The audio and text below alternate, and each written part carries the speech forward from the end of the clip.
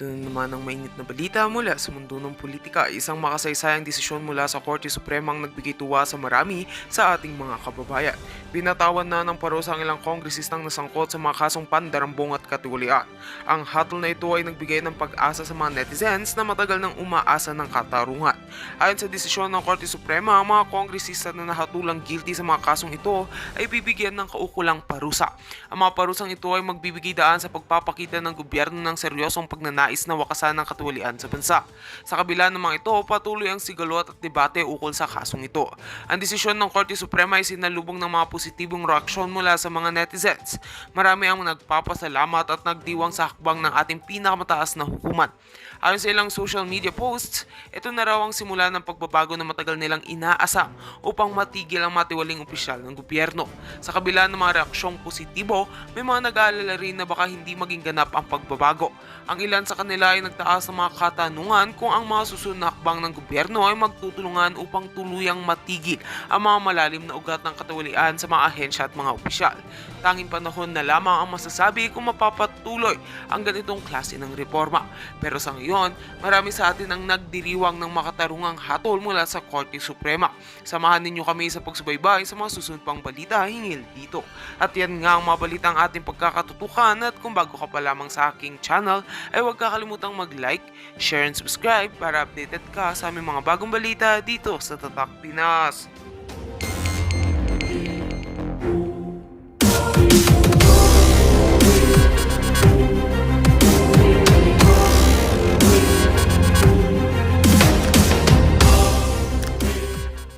Yan sa pamamagitan ng firing squad laban sa mga pampublikong opisyal na mapatutunayang nagkasala sa mga kasong graft and corruption, malversation of public funds at plunder. Yan ay sa ilalim ng House Bill number 11211 ni Zamboanga City 1st District Representative Kimmer Olaso o Panukalang Death Penalty for Corruption Act. Ayon sa panukala, nananatiling isa sa pinakamatinding banta sa pag-unlad ng bansa ang korupsyon, kaya't kailangan na ng seryosong hakbang para masugpo ito. Sakaling maisabatas, sakop sa parusang death by firing squad ang lahat ng pampublikong opisyal, elected man o appointed, at isasama rin dito ang mga miyembro ng military at police forces.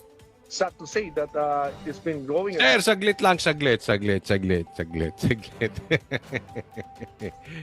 Ang ganda ng panukala mo, ha. Ako ganyan ang paniwala ko eh. Kahit ikaw ay pula, kahit ikaw ay dilaw, ha? Kahit kayo ay asul, ano pa man kayo. Pero pag gusto ko yung inyong mga ginagawa, yung mga inyong panukala, nako, suportahan ko yan. Ako, gusto ko yung ginagawa mo, firing squad. Kayo ba, pabor kayo sa firing squad dyan sa mga magnanakaw? Firing squad, as in P, mga PI kasi kayo. Di ba? Pabor kayo. Ako talaga pabor. Lagay nyo dyan sa comment section na. Pero, merong akong dagdag. Sino kayang nakakaalam? Pwede ba kaya ka naming ma-interview sa aming vlog dito sa Banateros?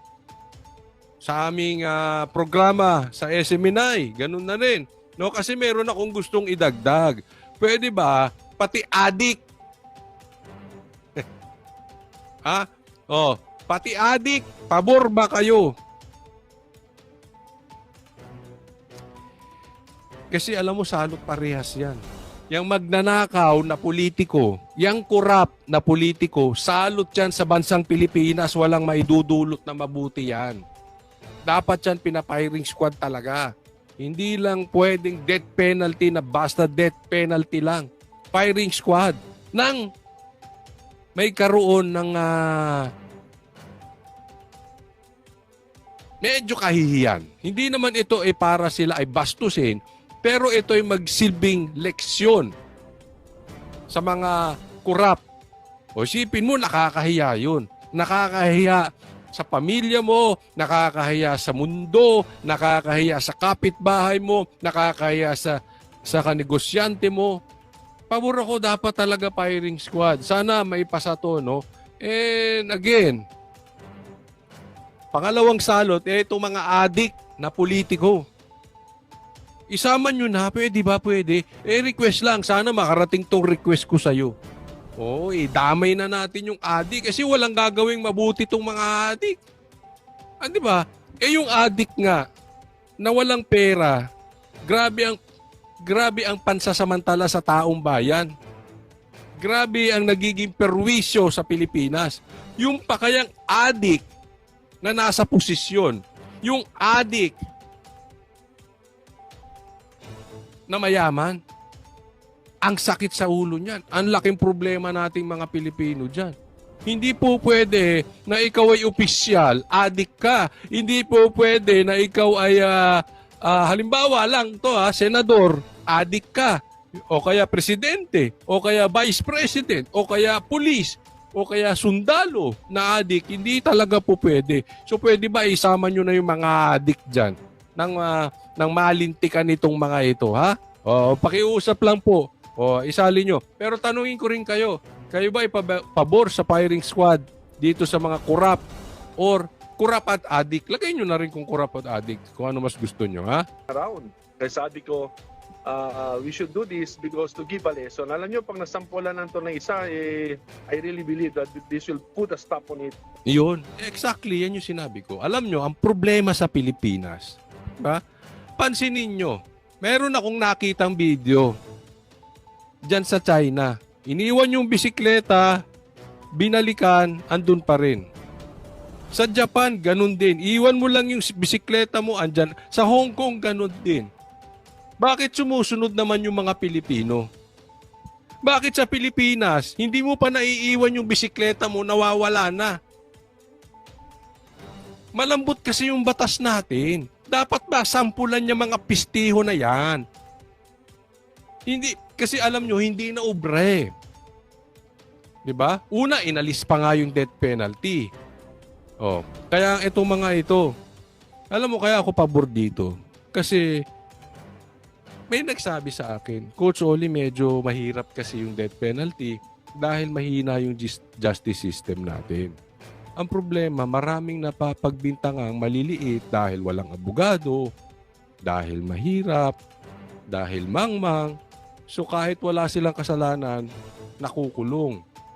Kawawa naman kung mamamatay ng inosente. I agree. Kaya nga, para lang sa mga politiko. Ibig sabihin, pag ang politiko na patunayan mong korap, magnanakaw at adik, malaking bagay po yun. Bakit? May pang-abogado yan. May power yan. Kayang ipagtanggol ang sarili. Di ba? So, ibig sabihin, pag convicted na politiko, gaya ni Franz Castro, ibig sabihin, legit. Politiko ka na. Nasa panig ka pa ni BBM, nasa panig ka pa ni Tamba, tapos napatunayan ka nga child abuser. Ibig sabihin, totoo at walang kakupas-kupas, walang kakurap-kurap na kasinungalingan. 'Di ba? So hindi magagamit yung hindi inosente 'yan. Ano lang 'yan, kawawa. Hindi po pwede. Sa politiko lang ito, sa politiko. Sa pulis, medyo ano pa ako At saka sa sundalo, no? Siguro pwede na yung death penalty pero wag ng firing squad. Dito na lang sa mga politiko. Kasi sabi nga, much is given, much is required. Nabigyan ka ng kapangyarihan, dapat naman, wag mong gamitin sa kalokohan. Nabigyan ka ng kapangyarihan para tulungan mo yung mga maliliit na tao. Tapos anong ginagawa mo? Ninanakawan mo. Diba? Dapat ikaw ay nagtuturo ng magandang halimbawa. Number 1 kang adik. Anong ituturo mo sa bansang Pilipinas? Di wala. Nga. Mahirap po yung ganon. Kasi, pag inisip-isip po natin, ang sakit pong nakawan. Diba? Tingnan mo to. Halimbawa, ikaw ay mayaman. Nakatira ka sa penthouse. Pag bumiyahe ka, hindi business class, hindi first class, private jet. Nakakapasyal ka sa ibang bansa, iba't ibang bansa. Ang dami mong bahay. Tapos, meron kang kapitbahay na hindi malaman, kakakain pa lang, hindi nila alam saan kukuhanin yung susunod na kakainin nila.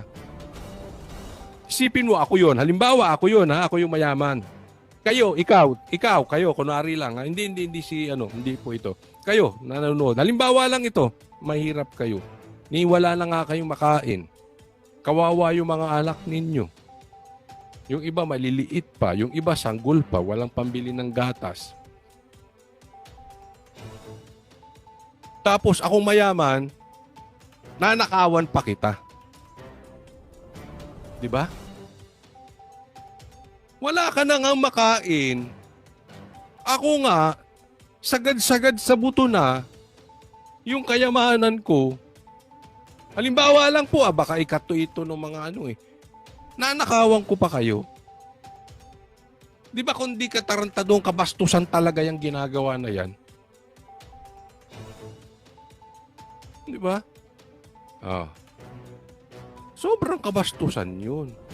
Sobrang kagreedy mo na.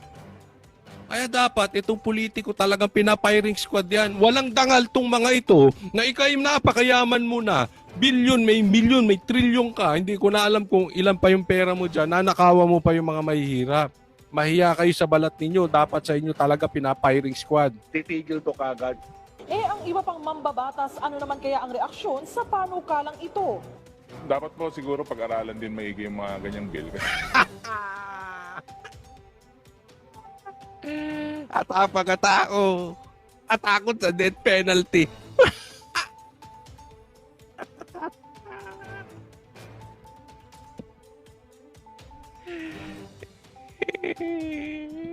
Sir, nagtatanong lang ha. Huwag ka magagalit. Baka ikaw ba unang mabiktima niyang firing squad? Ang sakit, Kuya Eddie. May mga similar bills na rin po na file from before. Magpapalusot pa, meron pa rin na bills na file before. Hindi na For kayo. me personally, my stand is definitely no to death penalty talaga ako. Hindi? Huwag kang gumaganon. Huwag kang kunwari para sa taong bayan. Sa politiko naman yung death penalty. Hindi naman sa mga... Alam mo, ilan lang ba ang politiko? Porsyento, baka 1% lang, wala pa. Sa buong Pilipinas. Naka. Sige, dapat harangin mo kung gusto mo. Para doon sa mga maliliit na ating mga kababayan. Pabor ako dyan. Samahan pa kita, tulungan kita i-promote dyan. Huwag din penalty para dun sa mga maliliit. Kawawa naman. Mas maraming napagbibintangan lang. Pero sa politiko, huwag ka na magpalusot, Brad! Huwag kami. Lokohin nyo yung mga gutom na vloggers. Huwag kami. Lokohin yung mga vloggers na bayaran. Hindi kami. Huwag kami. Nagdadabog ka, Kotsoli. Hindi. Hindi nyo ba feel? Sobrang tuwa ko dyan sa firing squad. Although sa tingin ko, medyo mahihirapan yan makapasa. Alam nyo kung bakit? Sila mabibiktiman yan di ba? Sila madadali niyan. So, alanganin. Sa tingin ko hindi mapapasa. Pero natutuwa ako na hindi ito mapasa yung maunti-unti lang. And who knows? Someday. Di ba? Who knows? Alam mo, tumatak to sa utak ko. Paalala nyo sa akin, ha? Paalala nyo sa akin kasi pag nagkikita kami ni PRRD o ni BP Sara, nilalabas naman namin sa Facebook. Kung nakalimutan ko, remind nyo ko, Kotsoli. Meron kaming i-remind sa'yo. Ito yon. Ibubulong ko kay PRRD o kay BP Sara. Ituloy itong firing squad sa mga politiko. Payag ako dyan. May dapat talaga yan. So, hindi man matupad ngayon, malay natin. Kasi definitely, I know, you know, we all know BP Sara will be the next president. That's for a fact. Totoo yan. So, dapat mabulungan natin. Vice President. BP Sara. Sana matulungan mo maipasa sa itong mga buhaya, itong mga magnanakaw na ito na nagtatago sa pangalang ayuda na firing squad. Ang saya-saya na bubulong-bulong lang ako. Parang ako Hindi ko naman sinasabing susundin ako kasi wala naman akong political strength para sundin nila. Importante, nagawa ko yung party ko. Bumulong. Tama naman yung binubulong ko. Kaysa naman yung mga congressman bumubulong-bulong. Wala ba tayong proyekto dyan? Boss, wala ba tayong proyekto dyan? Sino ba ang gusto mong birahin namin? Bibirahin namin. May boss! Boss! Wala ba tayong kasunduan dyan? Di ba? Pangit yung ganung bulong. Boss! Master, amo! Wala daw baril pumasok sa KOJC. Sabihin mo. Mahirap yung bulong-bulong na gano'n. Bulong ng demonyo yun. But at least yung binubulong ko, ikakabuti. Maniwala kayo, ikakabuti ng bansang Pilipinas. Kahit 1, 2, 3 lang ang may firing squad, matatapos ang problema ng Pilipinas unti-unti. Dahil madadala ang mga magnanakaw. Di ba? Tama ba o tama-tama? Yan lang naman talaga problema ng Pilipinas Magnanakaw at adik. Pambira. Pag sinama mo pa yan sa iisang tao, adik na, magnanakaw pa, tapos tayo dyan. Mahirap yan. Talaga.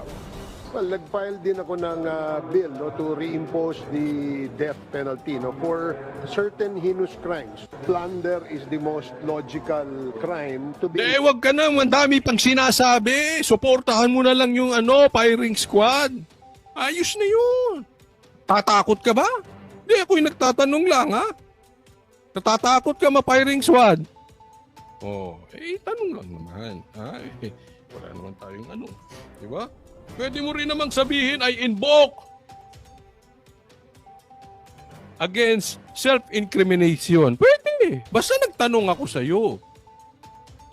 Mapa-firing squad ka ba, barbers? Tanong lang naman. Kung sakaling maging batas, tanong lang. Pwede mo sagutin kung ayaw mo. O hindi mo sagutin kung ayaw mo. Ikaw ba involved sa droga? At ilang mga kamag-anak mo? Tanong lang. Wala namang masama magtanong. Kung ayaw mong sagutin, di sabihin mo rin, I invoke my right to self-incrimination. Tapos. Tama? Sige. Included in the imposition of the penalty of death, no? Kaya kasi may clear benefit dun sa player o dun sa actor, and of course I think it is... Dami mong sinasabi. Suportahan nyo na lang. Di ba? Bakit kayo nagtulong-tulong kayo para banatan si Sara?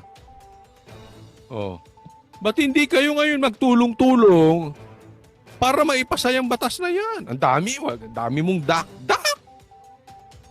Susuporta o hindi? Ganun lang naman. Yan lang naman ang kailangan dito sa mga mambabatas na ito Gagawin nyo bang batas o hindi? Pipirma ka ba o hindi? Hindi dami pang dinakdak. Baka nag-aantay ng Alam nyo na. Para sa pirma. Kaya nga hindi na umusad yung impeachment no? Nagbuka kayong tanga pare-parehas. Panay ang gisan nyo kay BP Sara. Walang nangyayari sa inyo. nako. Tinamaan ng lintik.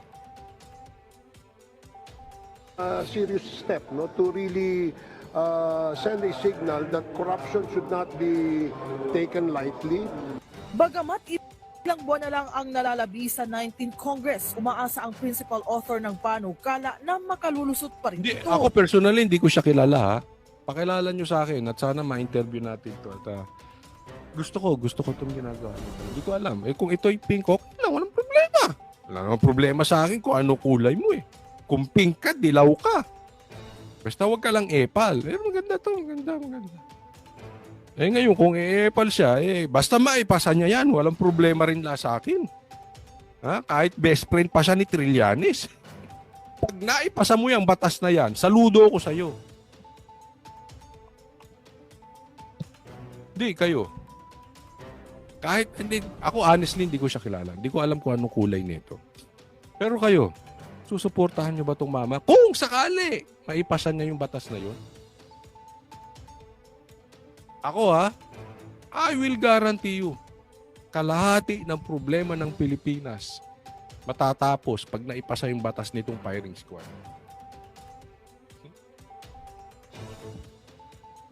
Isa lang ang masampulan. Live! Diyan lahat ng vloggers naka-live, oh. Diyan yung media. Pag hindi tuminuyang mga yan, yung mga buhaya na yan na walang kabusugan sa pagnanakaw, walang kabusugan, akalain mo, bigla ko tuloy naalala, pasensya na po naalala ko yung itong mga nangaagaw ng asawa na may asawa, itong nangaagaw ng mga lupa, itong nangaagaw ng mga ari-arian, negosyo. Sa politiko, marami din yun, yung nangaagaw ng yung credit grabber. Dami niyan. Pero mas nakakahiya to. Nanakawan mo, maliliit. Mahihirap, wala nang makain. Nanakawan pa ng mayaman. Kadiri kayo. Kadiri. Kaya't hiling niya, sana'y suportahan ito ng kanyang mga kasamahan at maging ng Malacanang. Yun lang naman ang tapos na yun. Dami pang sinabi ni Barbers. Yun lang, suportahan. O, ikaw, Marcos, kaya mo bang suportahan to? Yun ang problema. Sino nagpapasa ng batas? Saan ba galing ang magnanakaw? Diba? Paulit-ulit ang problema natin. Dahil ang batas natin walang pangil sa mga magnanakaw na politiko. Dahil sila rin ang gagawa. May immunity pa nga sila di ba? Bira, Next topic tayo. Ito naman ay pag-usapan natin ito mga malilinis at mga banal-banalan, ay banal-banalan, banal na mga politiko. Meron po akong copy ng affidavit nyo. At ito naman po ay pinaninindigan po ninyo. Tama po? Yes, Your Honor. Okay. Maraming salamat. Dito po sa number 7 ng inyong sinumpang salaysay, sinabi po ninyo dito, when I entered the end room, I saw two lawyers of Colonel Garma standing inside the room. One of the lawyers approached... Ito naaalala nyo, ito yung si Grijaldo na di umano ay kinukumbinsi na kinukumbinsi ni Dan Fernandez at saka nito ni Abante na umagri sa kanila na ilaglag si PRRD na patungkol dito sa drug war ni PRRD. Diba? Ito yung pinag-uusapan dito. Ngayon, siyempre, tinamaan si Dan Fernandez, kakampi nila, kasama nila yan. Magkakatabing umuupo yan, baka magkakatabi pang tumatay ang mga... Nasaktan. Nasaktan sila. Nasaktan. So, siyempre, gigisahin nila to si Grijaldo. Na si Grijaldo ay nagsasalita ng katotohanan. Para sa akin, kasi hindi ka basta magsasalita against these people na may video naman pumasok sila doon. Kinausap. Ba't mo kakausapin ng witness? O resource person? Diba? Dapat yan hindi nyo kinakausap. Sila mismo naglabas ng video. Pero dapat yun, kitang-kita, pumasok. Dapat hindi sila kinausap.